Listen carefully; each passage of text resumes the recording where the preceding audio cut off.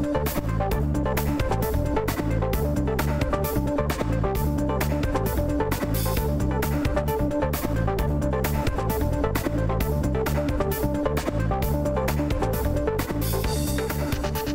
and welcome to this edition of Morning Market Call. I'm your host, Mason Chen, and today we have with us Ava Huang.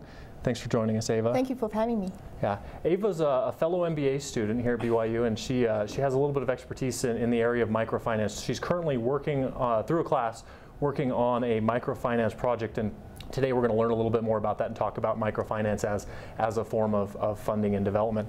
So Ava, maybe you can tell us a little bit about the class and sort of the project you're working on. Just give us kind of real high level yeah, it's kind of an overstatement to say I'm expert in this, but I did take this class. It's offered by Professor Warner Woodworth, and he's a OBHR professor here at BYU, and he has over decades experience of getting started a school-based project and taking them to a next level. So yeah, I've met him a couple times, and he's definitely got a lot of experience. Yeah, and he's passionate about it, and he's got me to be passionate about, you know, helping the needy and the poor and kind of improve the world, make it a better place for all, one step at a time. Yeah. And, so tell us maybe the difference between, you know, before you took the class and today, like what's the change that's maybe occurred in you as a result of this class? Yeah, before I took the class, I obviously heard of Muhammad Yunus, and he started, you know, the microfinance, microcredit actually called then.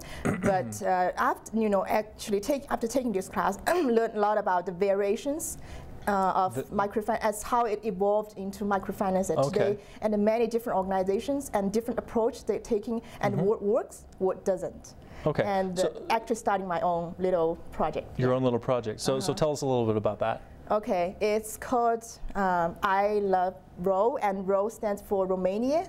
Okay. So we have a team of 3 girls, and we are going to set up a training program for young children, especially young adults, to acquire critical business skills and also language skills for them to prepare themselves for the future, because the problem with Romania, what kind of preparation are you going to prepare them for? Most likely an after-school curriculum.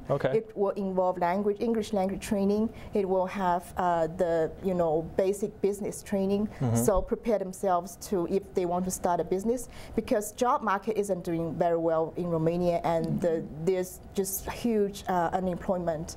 So we want to take that approach and starting from there, and we will see, because we plan on going there sometime, even after graduation, and we hope to carry on doing this. And we will never learn until we get there and listen to the people, local people, and learn from them. I think that's a really good insight. I was just in a class today, and we're given a project with a nonprofit to look at some of the microfinance projects that they've done in a place called Honduras. The name of the charity is Friends of Amigos of Honduras, and so it's really interesting to sort of see how some microfinance projects are truly successful and what aren't. If you could kind of nail down 1 or 2 keys to a successful microfinance project, what would those keys be?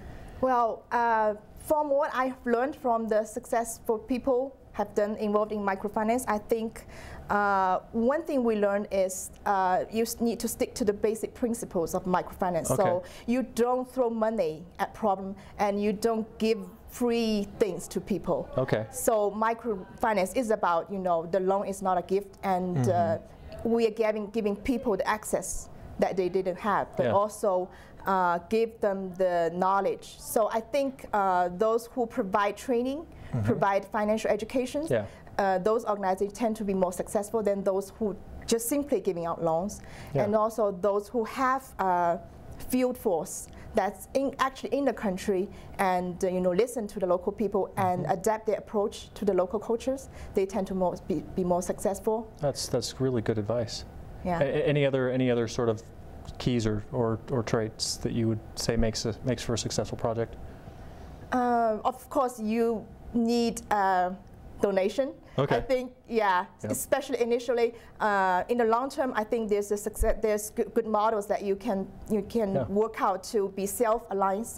but initially you need to have good marketing and maybe be well connected, so that you can start off, with a good financial resources. Yeah. Well, thank you very much for joining us today. I think I've personally learned a little bit about microfinance and what it takes to be successful. Hopefully, I'll be able to take that into the project that I'm doing for that class. Yeah, good luck with the project, and I'm so glad and thank you for this unique conversation, because you don't hear that much here at business school. Yeah. But I think the fact is people do care, and I invite everybody to join the force of the global movement of microfinance. Thank you. That's great.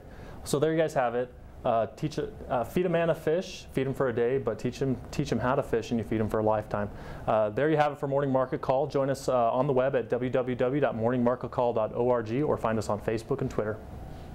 MMC is brought to you by the Marriott School of Management in association with the Brigham Young University Department of Communications. MMC is made possible by a generous donation from Larry Tasjan and Gary Williams, and is produced by Rhett Weller, Todd Castagna, Mason Chen, Joel Tovey, and Sabrina Beck, with line producing by Kika Latu.